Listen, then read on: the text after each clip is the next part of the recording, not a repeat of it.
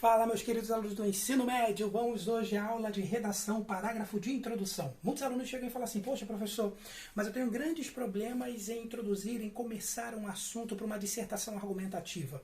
Legal, vou dar a vocês aqui através desses slides de uma super mega professora do YouTube, tá bom? Para que vocês possam aprender e terem duas formas de como introduzir um assunto qualquer que ele seja, ok? E uma outra coisa também, lembre-se de que introdução não é um momento para aprofundamento das ideias, introdução é um momento para uma apresentação geral daquilo que você vai trabalhar ao longo do desenvolvimento. Então não se aprofunde, não vá fundo na introdução, apenas mostre um panorama geral, uma apresentação geral das ideias de que você vai trabalhar e desenvolver aí sim na parte do desenvolvimento. Então vamos lá.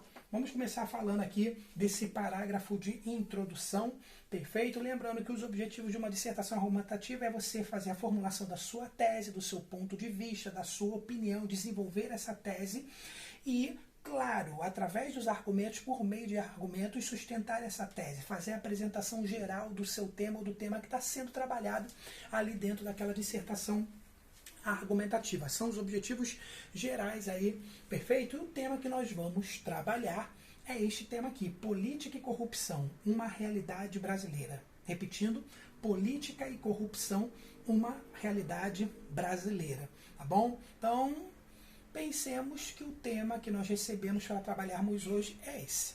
Tranquilo? E aí nós temos a primeira forma de como fazer uma introdução através de uma declaração inicial. Então, através de uma declaração inicial, é uma forma de você começar a introdução sobre qualquer assunto.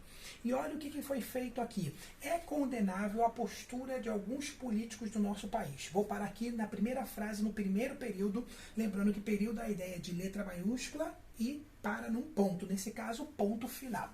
Então, já começa fazendo uma afirmação, uma declaração inicial e já se posicionando nessa afirmação inicial. Tá bom? Lembrando que a gente vem conversando sobre tópico frasal? Já no tópico frasal já fez uma afirmação inicial e já se posicionou. É condenável a postura. Tá bom? É condenável o quê? A postura de alguns políticos no nosso país. Então já fez um panorama geral de como vai ser trabalhado dali para frente, de que essa postura é condenável. E aí, no segundo período, ele mostra, ou ela mostra, o porquê que essa postura de alguns políticos é condenável. Perceba que aqui iniciou-se com uma expressão até diferente de atualmente, nos dias de hoje, nos tempos contemporâneos. É notório que toda a banca está cansada, né, de ver escrito nas dissertações aí nos concursos aí afora. Começou com é condenável. E aí, no segundo período, nós temos escândalos acontecem, denúncias são feitas, comissões de inquérito são formadas, mas ainda assim a situação não muda. Então, no segundo período, mostra as ações que estão sendo feitas para que o que foi dito aqui no primeiro período possa mudar. Mas mesmo mediante essas ações sendo feitas, ainda assim a situação não muda. Então isso nos leva a uma situação de descrença maior, de cansaço, de desesperança, porque se tudo isso vem sendo feito para que possa se reverter o que foi afirmado no primeiro período, mas a conjunção adversativa nos mostra que esses esforços não têm sido suficientes, porque mesmo diante disso, a situação, né, dessa postura de alguns políticos do nosso país, mesmo diante de todos esses exemplos apresentados aqui, né, isso não vem mudando. Mesmo assim, essa situação não muda. Então, fizemos uma declaração inicial, apresentamos os exemplos ou as ações que vêm sendo feitas, vêm sendo realizadas, mas isso não muda. E vamos para a terceira e última frase. É preciso que a população cobre mais das autoridades e se imponha diante desse cenário pessimista e conturbado. Então, mostra uma ação do que é preciso ser feito mediante o que foi dito e do que foi apresentado anteriormente nos dois períodos anteriores. Então, fiz uma declaração inicial, dei exemplos e apresento uma ação a ser feita por parte da população no meu terceiro período, viu? Uma forma de você trabalhar a introdução de qualquer dissertação argumentativa. Olha que coisa interessante. É condenável, mostro os exemplos e depois termino dizendo é preciso. Essa é a primeira forma de introdução que você pode fazer. A segunda é a divisão de assuntos. trabalhar os dois lados da moeda de um tema que está sendo trabalhado na sua introdução, na introdução da sua dissertação argumentativa. Cuidado que o que eu quero dizer aqui, você mostrar os dois lados da moeda, não significa você não se posicionar, porque numa dissertação argumentativa você tem que se posicionar. Tranquilo? Então, vamos ver através deste exemplo aqui, que é bem melhor, por meio desse exemplo aqui. De um lado, escândalos envolvendo políticos que utilizam seus cargos públicos em benefícios próprios. De outro, cidadãos inertes diante dos casos de corrupção. Olha, ele mostrou os dois lados da moeda. O lado das ações políticas, o lado dos políticos e o lado da população. Né? Eles continuam envolvidos, né, em escândalos, em corrupção, e a população parece estar inerte por meio dos seus cidadãos. Então mostrou os dois lados da moeda. Então essa é uma forma de começar a sua redação muito boa.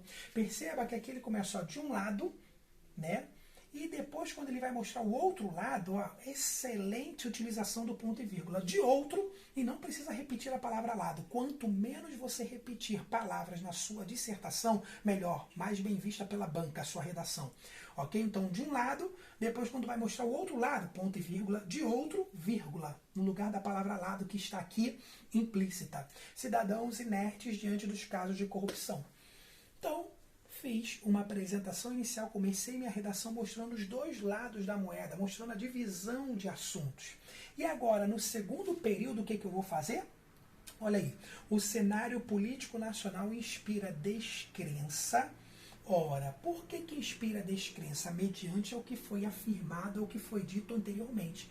Mediante os dois lados da moeda mostrados anteriormente. Aqui, ele ou ela se posiciona. O cenário político nacional inspira a descrença mediante o que foi dito antes, que quando se associa a irresponsabilidade no ato do voto, prejudica os preceitos da cidadania. Então, o cenário político mostra descrença por parte dos seus cidadãos ou por parte de qualquer pessoa que analise, além de também mostrar a irresponsabilidade no ato do voto. Então, essas duas questões aqui, ele fez uma apresentação inicial. Agora, essas questões você pode se aprofundar na questão da descrença, na questão da irresponsabilidade no ato do voto, no desenvolvimento. Viu? Ele fez só uma apresentação inicial do que foi dito aqui no início da introdução. Agora, aprofundar-se nessas duas questões, você pode se aprofundar lá mesmo, perfeito? No seu desenvolvimento. Perfeito? Então, são duas formas que eu apresentei aí para você introduzir, começar, né, a sua dissertação argumentativa. Espero que tenha ajudado vocês. Valeu!